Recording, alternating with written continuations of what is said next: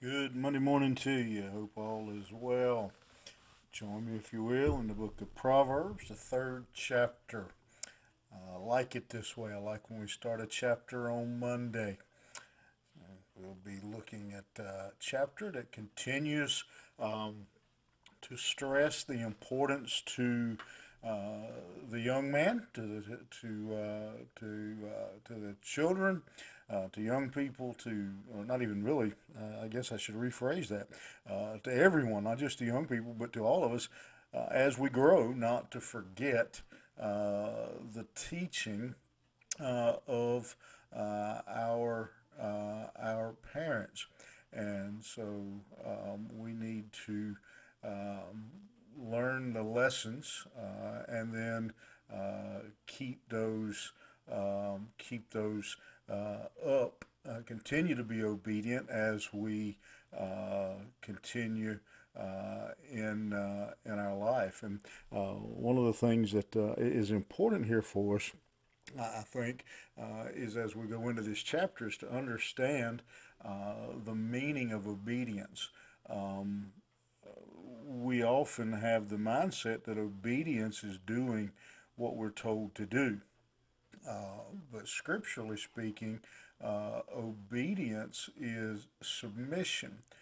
Um, there are, uh, for example, if you tell your child, carry out the garbage, and that child huffs and puffs and goes stomping through the house, snatches the garbage out of the can and takes it, and from halfway across the yard slings it at the trash can or something and comes stomping back in the house. Is that really obedience? Um, that is outward obedience, maybe, but inward rebellion. And when God talks about obedience, He's talking about submission, that we willfully, with a right spirit about us, obey. Um, and the obedience without submission is simply compliance, still rebellion. There's rebellion in the heart. And so, what God is trying to teach us here is obedience that comes from a right heart. We have seen numerous times in the opening chapters the prominence of the word heart. Chapter 1, verse 1, verse 3, or excuse me, not chapter 1, chapter 3, verse 1 here. It's going to verse 3, verse 5. And so it's not just a matter of being of doing, but a matter of submission to the heart. And so, with that in mind, there's two things here in this opening passage: forget not my law, and let thy heart keep my commandments. And so, first of all, he tells us to remember and obey uh, the the commandments, the word of God. And so again, that let the heart keep my commandments. And so we see again that this idea of obedience is a heart issue.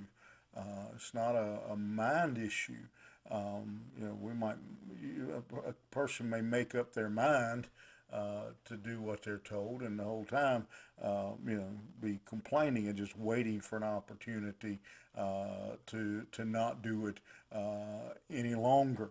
I can, poor example, maybe I can remember being told in a job that when I worked for the bakery that we had that as managers we had to wear ties. And I always thought it was the dumbest thing because we still were wearing the same uniform we'd wore every day, and the tie they gave us was a cheap brown, ugly polyester tie that looked like it might have cost 50 cents. And you looked like a clown in that tie and to try to work, with a tie on. And so I didn't wear it. I'll just be brutally honest. I didn't wear it. Now, I kept it in my car in case my boss came around, or if I had to go into the bakery and be around the plant manager, who was the person who had made the rule.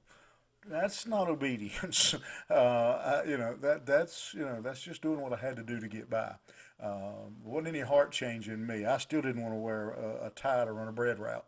Um, and he says here, obedience comes from the heart. It's a change of heart, and that we keep His commandments, that we obey them, we guard them, we preserve them. They're precious to us. Again, I thought that was a crazy rule that had been made. The difference here is just let your heart keep my commandments, that we love the commandments of God, that we love the instruction of God, because we understand that it is for our benefit, that it is for our good, and so we keep these commandments. And a father teaches these commandments to their child, and that father teaches those commandments, and helps the child to understand the importance of those commandments. And he says here to us that then length of days, he says, is the reward for that we are blessed for that obedience to the Word of God. Length of days and peace shall come. And let not mercy and truth forsake thee. Bind them about thy neck, write them upon the table of thy heart. So shalt thou find favor and good understanding in the sight of God and man. The Father encourages his Son to take mercy and truth. And the word forsake means don't turn loose of them. You hold on to those truths, the truth of mercy, and the truth of the Word of God, the truth of the love of God. You hold on to the law, and you guard it in your life, and that's the warning, the instruction that is given to a child, that they are to be obedient, that they are to be not just hearers but doers. And again, it all comes down to the heart. That just not many adults, they don't lie because they don't want to get caught. They don't rob a bank because they don't want to get caught. It's not a matter of really heart change. It's hard to say what some people would do in this world if they didn't think they would get caught. And what this writer of Proverbs here is trying to get us to understand is that wisdom leads to a heart change. Wisdom leads to something that changes internally, that grows out of us. I think maybe that's one of the mistakes we've made in the church over the years. We've tried to take and change people from the outside in, when the Word of God teaches us that change begins from the inside out. You think about that today. Have a great day, and we'll see you back here tomorrow morning.